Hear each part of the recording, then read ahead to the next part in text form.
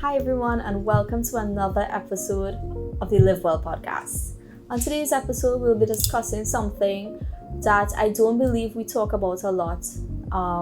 We might talk about it with your inner circle or maybe close family, but it's not something that's widely spoken about, and that is imposter syndrome or imposter phenomenon. Sometimes you might feel like a fraud when you're doing work or whether it is you're going to school, and it might not necessarily mean that you're a fraud. So today we're going to discuss that and just delve into that topic a little bit.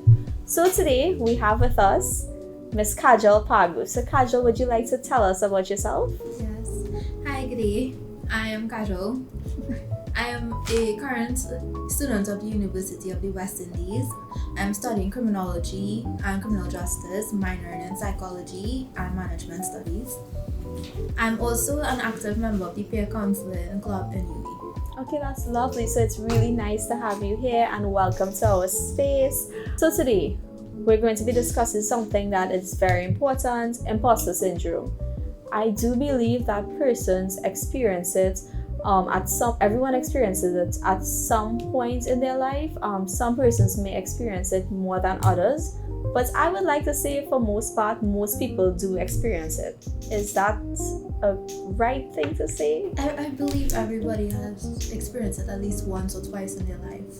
I think that they may not know that it's actually called imposter syndrome. So for our listeners, can you tell us a little bit about what exactly is imposter syndrome? Imposter syndrome is the persistent internal belief that you're not capable or competent, and you feel like others view you as you're faking it, right. Or you yourself, you believe like you don't have successfully obtained these achievements. So you basically feel like a fraud in Yes. that situation.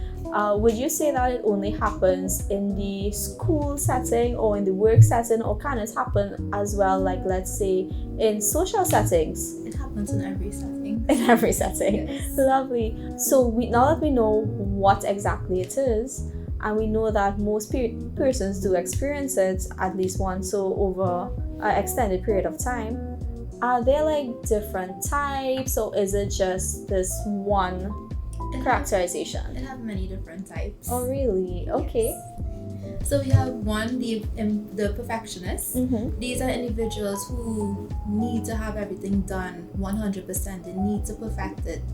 And it usually stems because in their childhood or later on in their life in the workplace, they feel like they're not doing 100%. So they need to have this internal belief that they need to perfect it.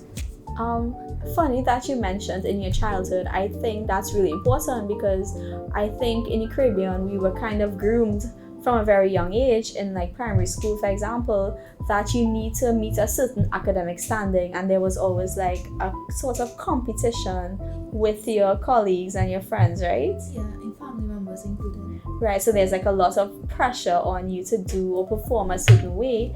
And do you think that could lead to you having imposter syndrome? Yes. Yeah?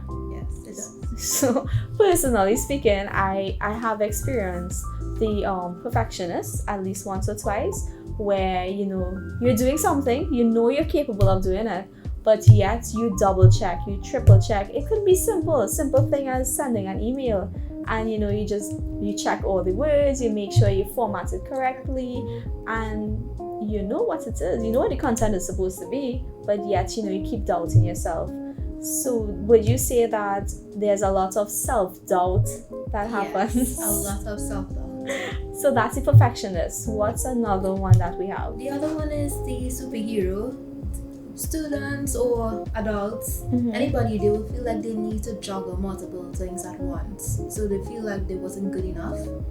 And everybody expects them to give 100% all the time. They cannot falter in any other aspect of their life. So they will be juggling their relationships or the schoolwork, Mm-hmm. the family, and it's a lot. You cannot. And if they falter in one, they will feel like a complete failure, insufficient, that they're not meeting their needs in each one 100%. Okay, so basically, we all want to do multiple things, and I do believe that sometimes we kind of spread ourselves thin. So you're saying if they do one aspect badly, they feel really bad about themselves, they beat themselves up about that one aspect of their life. Yes. Okay. What's another one that we... The next one is not the natural genius. Mm-hmm. So these are individuals who believe that they need to understand and excel at something on their first try. So for me, for instance, when I was growing up, if I didn't get something on the first try, they will come down hard on me. So going forward, this was instilled in me that I need to get it done on the first try, and if I don't get it done on the first try, I feel like a failure. Do you feel like you still carry that through now, Yes. even in university? Yes, I do. But now that you're aware of it, though, what do you actively try to, remind yourself that? I actively talk to myself and tell me it's okay if you don't get it on the first try. It happens to everybody, so it's okay. Just breathe, and then it will fall into place. Just breathe, and it will be okay. Nice. So we spoke about the perfectionist, the natural superhero, right, and the natural genius. Yes. Are there any others we should discuss? Yeah, the true one. Okay. So the next one, which leads to the next one, the soloist. Mm-hmm. The soloists, they believe that asking for help is a sign of weakness. So this stems from being dismissed when they were younger about their emotions, about asking for help, about anything, and they would dismiss. So they feel like nobody's out there to help them. So they view this as a weakness. Okay, so basically you do everything by yourself, and I think sometimes you reach a threshold and it all comes sort of crumbling because you can take and try to do by yourself, but at some point you would need help, right? Yes. Yeah, so I think definitely if someone is experiencing that type of imposter syndrome, definitely need to work on that, correct? Yeah, they need to reach out because people are there to help. The next one is the expert.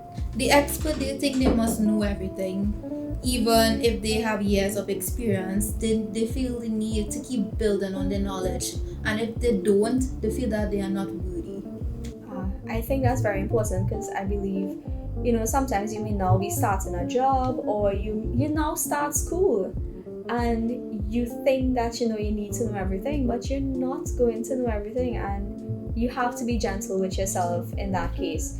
So now that we've spoken about the different types, how can we navigate through that, or what are the signs and symptoms firstly of imposter syndrome? Self-doubt, right? Overworking yourself, anxiety is one of them. That's a major part. Mm-hmm. Anxiety, depression, downplaying your achievements. That's one of the symptoms. And how do we know? So we doubt ourselves a lot sometimes. We also try to do things until we perfect them, and if you make a mistake, you beat yourself up about it. But how do we now navigate through that and work through those feelings of self-doubt and overachieving and all the different levels of anxiety that comes along with it? How do we work through that? So first we need to acknowledge our feelings, understand and talk with yourself that okay, everybody has these things. This is a common feeling amongst everybody. Yes, everybody goes through it once in their life, once or twice. Then you need to reframe your thinking. So think that these negatives will have a positive in the end. So reframe your thinking. Next, celebrate your little achievements that you know that you put in the hard work. Right. And celebrate it. Go to the mall, go somewhere with your family, celebrate it with your friends. Then seek support. I like that. I think sometimes we don't like to admit when we need professional help or seek any sort of, whether it's therapy or counseling or even the support of friends and families. So that's very important. And as a university student, what would you recommend? You're a peer counselor, so would you recommend persons coming to see a peer counselor, or maybe reaching out to the health services unit that's present in their university? What would you suggest? I would suggest you could reach out to us, the Peer Counseling Association. We are here to help. You could also reach out to the health services unit. They are very much willing to help and be there right through. You could also email the peer counseling at uwi.sta.pca@gmail.com. We are always there to help. You could seek support from your friends, from your family, anybody who you feel comfortable with. I like that she said that, because I think sometimes we don't like to speak about it because you feel like you're not good enough or you're not matching up. A lot of times too, I think you look at other people who would have done maybe your same degree or your same field of study and compare yourself to them, and your journey is not the same as their one, but yet you still compare yourself. You may not be in the same academic standing as them or the same job path as them. What should we do in that instance? Back to the overcome. You need to stop. Your path and their path are two different things. Stop comparing yourself. Your path, you walk in it. Other people's paths are different. Right. What's supposed to happen for you will happen for you. Just I like that. Keep it positive. And I actually saw something recently, and they were saying something along the lines of, we have this very common saying of fake it till you make it.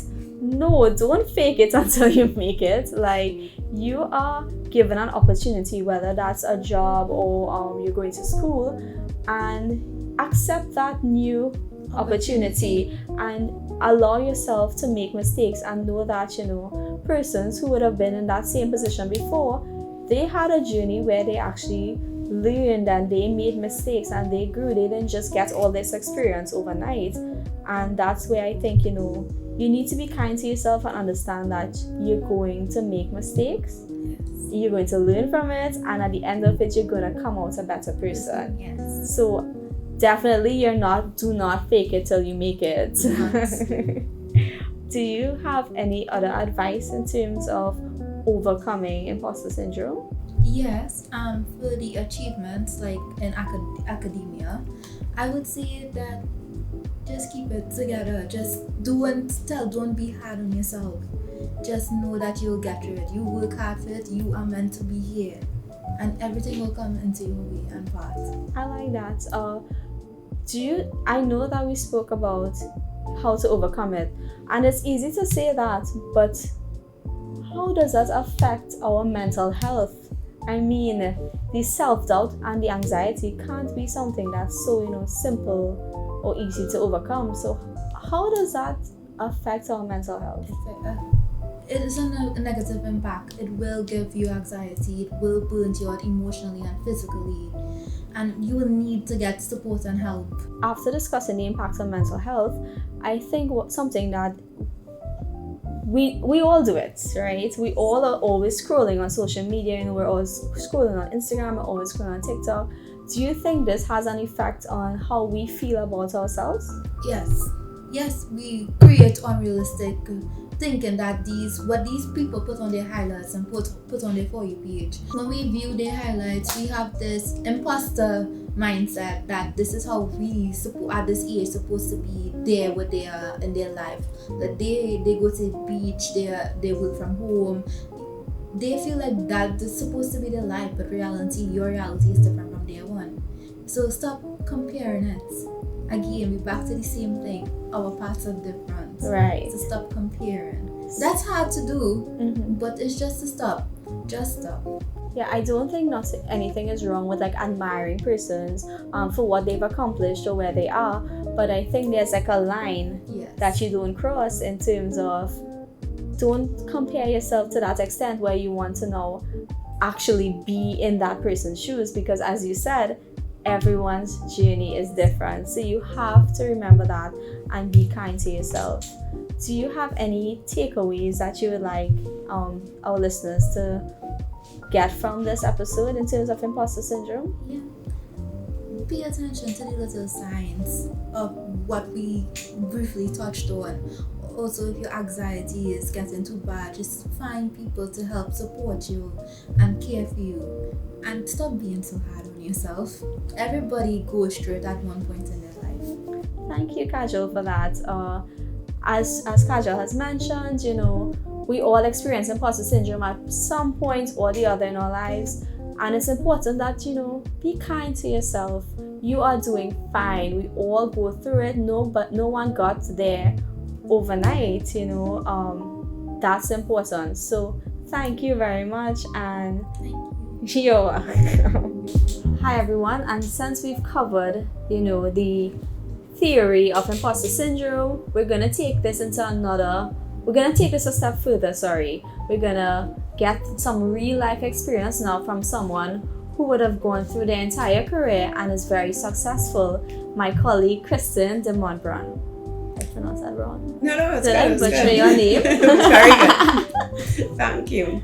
So welcome, Kristen. Thank you. Can you tell everyone a little bit about yourself? All right. So I'm Kristen De Montbrun. I guess we'll stick to the professional route. I currently work at Nestlé. I'm actually the regional head of supply chain. I've been in the company just shy of 19 years. I've had a very fortunate career journey at Nestlé. Fairly normal human, a mother of two girls, young girls, 9.5 and 6.5. Yeah, that's me in a nutshell. I'm pretty outgoing. I love any type of social event. I also keep exercise and mindfulness at the heart in everything I do. And yeah, that's about me in a nutshell. You made it sound so easy and so seamless. You had this. You've been having this amazing career over a span of 19 years at Nestlé. That's amazing, by the way. Congratulations. I congratulate myself a lot often too. You should. Also, being a mom and just doing all the other things, not just work. That's pretty amazing. But during that space of time, were there any challenges that you faced? Were there any moments where you felt like you were probably faking it or you didn't deserve to be where you were at? Today. No, I would say the 19 years, while they were fun, they weren't always easy. Right. You go through different stages in your life, and every stage comes with a different challenge, a different opportunity. I started my career journey off just straight out of university. I was very fortunate to have a line manager at that point in time who really took an invested interest in me. I am somebody that I like to fail fast and learn fast. Right. So I had a lot of support through my mentors, my managers at Nestlé. So while yes, 19 years, it is a very long time. I've had many moments of ups and downs.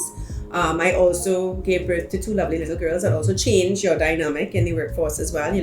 Being a working mom, you have to hurry home to try to get the homework done and sometimes not lose your cool, which I'm also very guilty of many a time. So I would say yes, while it was a great journey, it has had a lot of challenges, a lot of tears, a lot of laughs, a lot of screams, a lot of bad words, but it's very rewarding. I see where I am today, and I'm very grateful for all that I've learned. I'm very grateful for every experience that I went through, and every challenge I overcame was a learning opportunity for me. Do you have any specific moments that you could think back of where you overcame an obstacle, and what did you do to overcome it? I would say, I would have had quite a few, but for the time that we have today, I would say one of the largest hurdles I would have had was, I think, when I got this current position that I'm in, which was just 4 years ago. I would say that I developed a severe case of imposter syndrome. I could still remember I was on maternity leave and I got called to the office to discuss a job in a totally different functional area than I was currently in. So currently I'm in supply chain, and they called me into the office to go into sales. Exactly my sentiment. I laughed as well. So I said, you're going to take somebody from supply chain and put them in sales. For a supply chain person, 1 + 1 is 2. For sales, 1 + 1 is 19. Mm-hmm. So, I had to go to my line manager after, and I said, is this a performance issue? And they said, no, this is part of your development. And I said, this is crazy. I remember going home to my husband saying, they want to put me in sales. So anyways, fast forward, I do my 2 years in sales. I laughed, I cried, I hated it, and then guess what? I loved it. 1 and 1 started to equal 19. I totally understood what they were talking about. I started to love it, and 2 years to the date, the market head at the time calls me into his office and he says, all right, Kristen, you had your turn in sales now. We're going to promote you to the head of supply chain. And I literally, kid you not, I said to him, are you sure this is not an error? You sure it's me? And he said, yes. And I said, sometimes we get mixed up in the market. Are you sure it's me? Yes. So we had this conversation about it, and all I kept thinking in my head is, are they crazy? Because the current incumbent in the position is a very dear friend of mine, but his work ethic is totally different to me. He arrives at the office at 5 a.m., he leaves at 7 p.m., he has no kids. We make jokes of him, he's going to be 90 years old and he's still going to be working at Nestlé. And I remember when I took the job, all I thought about was that I am going to fail. I'm not, let's call him Harry. I am not Harry. I am never going to be Harry. And I remember my boss saying, you're not Harry, but we're not hiring you to be Harry. We're hiring you to be Kristen. You have a different approach. You have a different way of working. You have a different lifestyle. I don't need you to be Harry. I need you to be Kristen. I need you to deliver results, but I need you to be Kristen. And I remember the first year just thinking, every time something went wrong, I said, you see, I can't do this. And I was so fortunate that I got made head of supply chain in the heart of COVID, which, as you know, the people who had one of the largest impacts in COVID would have been supply chain. And every day I said, oh my God, I'm going to disappoint everybody. This is going to be the end of my career. They thought I was good, but I'm not really that good. Am I really that good? And, I started to have so much self-doubt. But, as time progressed, I realized that there was a reason why I was chosen for this. Mm-hmm. And, I overcame each failure. I overcame each challenge. I overcame each success. I'm in the job 4 years now, so I would like to say that they're pleased with my performance. I love what I do. I don't enjoy it every day, but I love what I do. And I would say that it's really a crippling position to be in, because self-doubt can really, stop you from doing so much more and becoming so much more. And, even as a mother, you see it in parenting at home, then many times I go to bed at night and I think, what a failure you were today. You didn't discipline correctly. You didn't have enough patience. You didn't have enough love. You didn't have enough time. And I think it's just, we're so tough on ourselves sometimes that Definitely. It's really important to just stop, take a few steps back, and recognize what you did do well. And I think that is exactly what happened in my career path. And still, don't think that after 4 years, I'm not still having moments of failure, moments of doubt. But I think the moments of doubt are a lot less. And I'm sure my next career move, I will probably have this same crippling failure again. But at least I have this experience to fall back on to know, listen, you went through this already. You got this. So I would say, that for me is something that, probably could stagnate a lot of people from growing. Mm-hmm. But you really have to be true to yourself and to know, listen, you were chosen for a reason. Yes. Show up and step up. That was very inspiring. Your journey. Initially, when you spoke about it, it would seem like, as I said, it was so seamless. But hearing you speak now about your different challenges and all the self-doubt and the negative conversations, the internal dialogue that you would have, when you walk into the room earlier, that confidence that you gave out, no one would be able to think that all this was happening in the background. Oh yeah, this brain doesn't stop. It doesn't stop at all. And then what you also said that I think is very important is that sometimes we really do need to take a step back and acknowledge all the things that we are doing correctly. And just because a day was frustrating and you may not have done things you would have in the way that you would have liked to, that doesn't mean that tomorrow you can't fix or tweak these little things. And especially being a mom and being a parent, you really have to be kind to yourself. It's not just and to the children. And to the children, of sometimes course. It's very hard to be kind. In that regard, how do you work through that in terms of you would have acknowledged things that you could have done differently? Is it that the next day you speak to them about that, or what is your approach with it? I would say with the kids and with work, because you have it sometimes with employees at work too. Something doesn't go as planned and you want to lose it, right. Or sometimes you do lose it. But it's to also acknowledge that you've lost it, and it's to explain what you're going through. And I really believe in communication. Right. So, at home, in the office, if I've had a bad day or I've had outbursts or, I didn't treat with the situation as I had intended, or I woke up that morning feeling like, right, this is going to happen. It's to say sorry. It's to say, listen, I wasn't having a good day. It wasn't a good moment for me. I had a tough meeting before. I'm sorry I took it out on you. I'll do my best to try harder next time. Do I always follow through and do my best? No, but I'm very mindful that I need to make some adjustments and maybe my approach needs to change. So I think it's about communication as well, right? And you have to communicate with yourself sometimes too. Like, hey, self, pull it together. So I just think that's why I said, step back, reflect.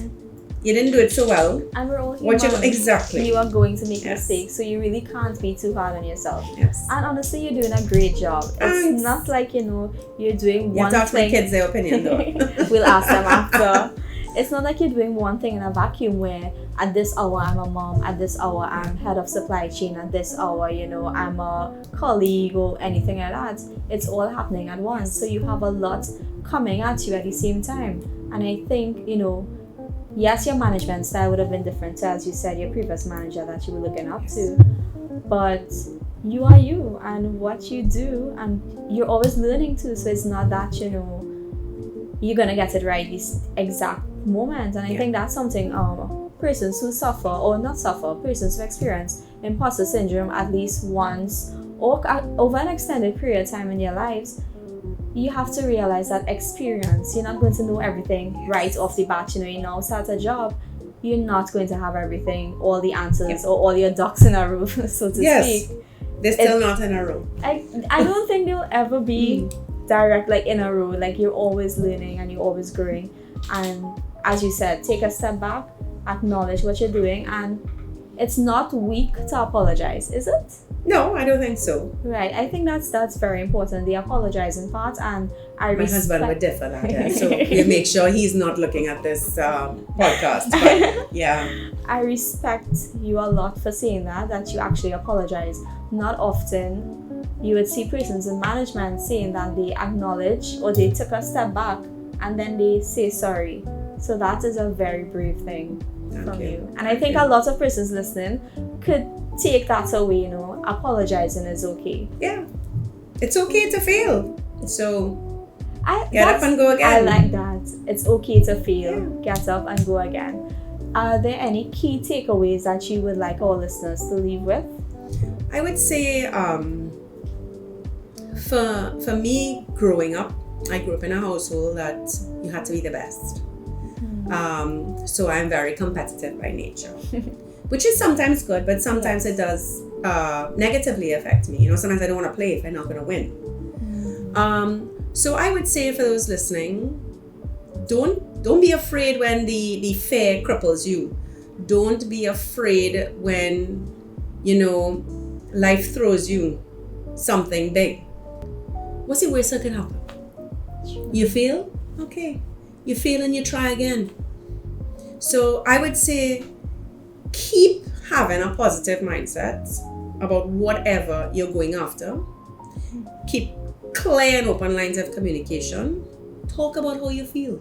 Talk about how you feel. Is very important to talk about how you feel. If you're scared, if you're failing, sometimes even if you need help, it's very important communication along your career journey. And I would always say, try to connect with different people who bring something different to you. Because I believe that everybody has something different that they bring to the table. Sometimes we tend to stick up under the same people the whole time, which is fine. But you could learn so much more. And different people have different strengths and areas that you could help to fine tune on yourself. Connect with different people. And I would just say, and you'll be successful in whatever you do. And if you're not, try something else. But just don't give up. Because at the end of the day, fear is your biggest enemy. And if you don't overcome that fear, and I'm not saying it's always going to be easy, then you are going to be at a loss. Nobody else. Thank you. And you'll also miss opportunities that way. Yes. thank you so much You're for very coming here welcome. and Thank you sharing for your inviting story. me. You're most welcome. So I hope everyone can take at least one thing away from this conversation. It was, as I said, very inspiring, and see you at our next episode.